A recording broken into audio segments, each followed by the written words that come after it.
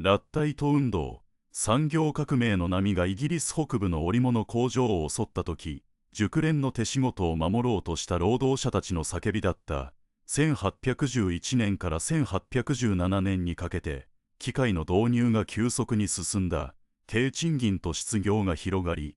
長年培ってきた技能が一瞬で価値を失う恐怖が胸に燃えた。特に糸紡ぎや食器は、熟練工の手作業を凌駕した。工場主は人件費削減だけを見ていた。その結果、生活の糧を失う危機感が労働者の胸に灯り、彼らは機械打ち壊し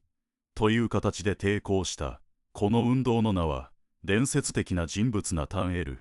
ラッドに由来すると言われるが、実際にはラッドの名を掲げて自らの行動を象徴したことが起源だ。ラッタイトと呼ばれる集団は単なる暴徒ではなかった。機械破壊を正義の行為とみなし、国家にも介入を求めた。夜闇に紛れ、顔を覆い隠しながら食器や紡績機を砕くことで生存権を守ろうとした。活動はノース、ヨークシャーやデューカンズデイといった織物業が盛んな地域に集中し、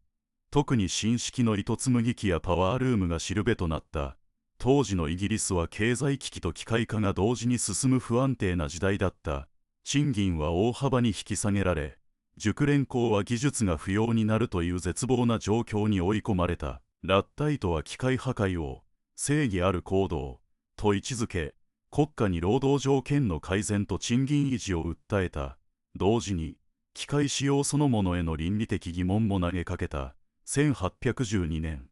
政府は機械破壊を抑止すべく、フレーム破壊法を制定し、破壊行為を死刑にまで引き上げた。この法律はラッタイトに死の脅威を意味し、秘密結社的な制約をさらに強固にさせた。逮捕された者は拷問と裁判にかけられ、極刑が課された。ノッティンガム州では治安判事が情報収集に奔走し、スパイや密告者を活用した。ヨークシャーでは主要メンバーが次々に逮捕され、組織は徐々に崩壊した。一方、ランカシャーでは古い結社法が適用され、別の法根拠で弾圧が行われた。新聞はこの動きを暴動と呼び、機械破壊が他の犯罪への入り口になると警鐘を鳴らした。地方紙はラッタイトの行為を非人道な暴力として描写し、一般市民の同情心を削ごうとした。その結果、労働者の正当な要求は歪曲され、国家は機械破壊を単なる無秩序な暴動として処理した。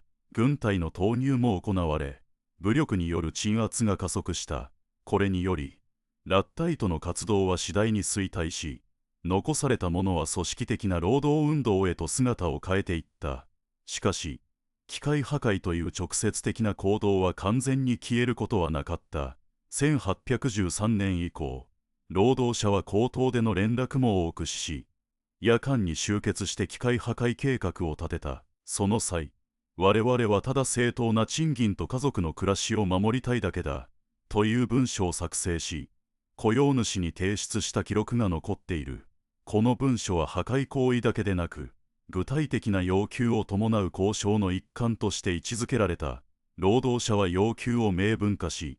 雇用主との対話を試みたが、国家の弾圧と資本側の硬直した姿勢に阻まれ、実現は困難を極めた。それでも、ラッタイトの経験は後の労働運動に重要な教訓を残した。機械破壊から組織的なストライキや労働組合の形成へと移行した過程は、労働者が権利を主張する手段として合法な枠組みを模索した歴史的転換点である。1820年代になると、トレードユニオンと呼ばれる組合が勢力を拡大し、労働条件の改善や賃金交渉を制度的に行うようになった。ラッタイトの精神は、機械に盲目的に反対するのではなく、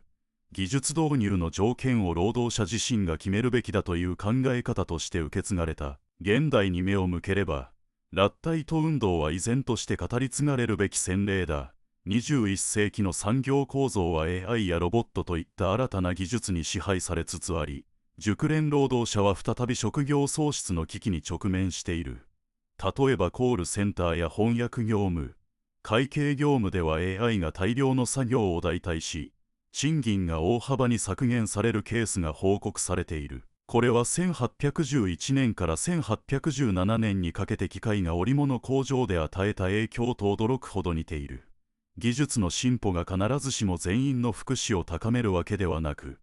導入の仕方次第で社会不平等が拡大する危険性があることは、ラッタイトが示した教訓そのものだ。近年では、フランスでの労働法改正に対する抗議や、アメリカの大型通販企業の倉庫での AI 監視システムに対するストライキが起きている。これらは、新ラッタイト運動と呼ばれ、機械やアルゴリズムが労働者の生活を脅かすことへの抵抗として位置づけられている。欧州連合の規制法案や米国のアルゴリズム説明責任法といった法枠組みは、技術の透明性と公平性を求める現代版ラッタイトの要求と言えるだろう。技術が資本家階級にのみ恩恵をもたらす構造を打破し、労働者全体が利益を共有できるようにする戦いは、今も続いている。ラッタイトの遺産は、単なる機械破壊に止まらない。彼らが示したのは、技術革新が人間の尊厳や生存権を侵害しないよう、社会全体で方向性を議論し調整すべきだという理念だ。デンマークのフレキシキュリティモデルやドイツの産業4つの戦略に見られるように、柔軟な労働市場と充実した社会保障を組み合わせることで、技術と労働者の共存を図る試みが各国で進められている。これらはラッタイトが求めた技術の民主化への現代的回答と見ることができる。最後に、ラッタイト運動の歴史実態を振り返ると、機械破壊の背後には深い人間性への問いが潜んでいたことがわかる。彼らは単に機械を壊したのではなく、急速な資本主義変容に対して自らの存在価値と生活基盤を守ろうとした。1815年以降、組織的な労働運動へと形を変えた足跡は、今日の労働者がテクノロジーと向き合う際の指針となり得る。技術が人間を支配するのではなく、人間が技術を制御し、共に繁栄できる社会を築く。それこそがラッタイトが残した最大の遺産であり、我々が未来に受け継ぐべき課題だ。その後の数年間、ラッタイトは単なる機械破壊者ではなく、地域社会に根ざした共同体抵抗者として姿を形成した。特に北部ヨークシャーの繊維工場周辺では、女性労働者が独自のネットワークを築き、夜間に集まって手作業と新機械の違いを比較した記録が残っている。彼女たちは、紡績の宿りと呼ばれる会合で布地のサンプルや手織りの図案を持ち寄り、機械製品との品質差を可視化した。その結果、装飾的な刺繍や特殊な染色など、機械が完全に代替できない領域が明確になった。労働者側は、機械は補助具であって、すべてを奪うものではない、と公言した。同時期、ランカシャーの鉱山地区では若年層の鉱夫が自発的に、地下の声、と称する小冊子を印刷し配布した。この小冊子には、鉱山機械の導入が安全性を低下させ、熟練鉱夫の職務が削減される懸念が詳細に書かれていた。特筆すべきは、鉱山庁への訴状が賃金要求に止まらず、労働時間の短縮、事故防止のための安全装置設置、技術導入に伴う再教育プログラムの3点を明示していた点だ。これらは当時としては画期的な予防要求であり、後の産業安全法制化への先駆けとみなされた。さらに、ラッタイト運動は宗教勢力とも複雑に絡み合った。ノッティンガム州の一部では、メソジスト系の牧師が労働者の精神支援を行い、週末の礼拝後に聖書と機械の対話会を開催した。この会合では旧約聖書の創世記における人間の労働観と産業革命期の機械労働との類似点が語られ、神が与えた労働の尊厳を守るべきだという倫理主張が展開された。宗教的フレームは感情的反発を超えて道徳的正当性を付与し、一般市民の同情を引き出す重要な要素となった。政治面でも、ラッタイトは議会改革運動と交錯した。1820年頃、チャーティズムと呼ばれる民主化運動が全国に広がる中で、ラッタイトの指導者の一部がチャーティストの大会に招かれ、人民の権利と仕事の保障を共通スローガンに掲げた。特にトーマス・アトウッドはラッタイトの経験を引用し、機械は人間の想像力を増幅させるべきであり、逆に抑圧する道具となってはならない、と演説した。この発言は過激派と評されたラッタイトのイメージを揺さぶり、労働者階級内部での意識統合を促進した。法律面ではフレーム破壊法の実効性が次第に疑問視された。1825年、ロンドンの上院委員会は、機械破壊の背後にある社会根源をテーマに公開審査を行い、元織物工場の熟練工や被告となったラッタイトの若者たちが証言台に立った。彼らは機械導入が失業率を上昇させ、家族の食料不足を深刻化させた事実を統計データとともに提示した。委員会は最終的に死刑規定を廃止し、罰則を重罪へと格下げする決議を採択した。この法改正は、国家が抑圧手段に頼るのではなく、労働市場の調整機能を制度に組み込む必要性を認めた初めての例と評価された。この制度転換は地方自治体にも波及した。ウィリアムズバーグの町議会は1830年に技術導入協議会を設置し、資本家代表と労働組合代表が定期的に会合を持つ仕組みを導入した。議事録には機械導入速度を段階的に設定し、一定期間ごとに賃金水準と労働時間を再評価する条項が盛り込まれ、数年後の調査で離職率が大幅に低下したことが報告された。これはラッタイトが求めた技術の民主管理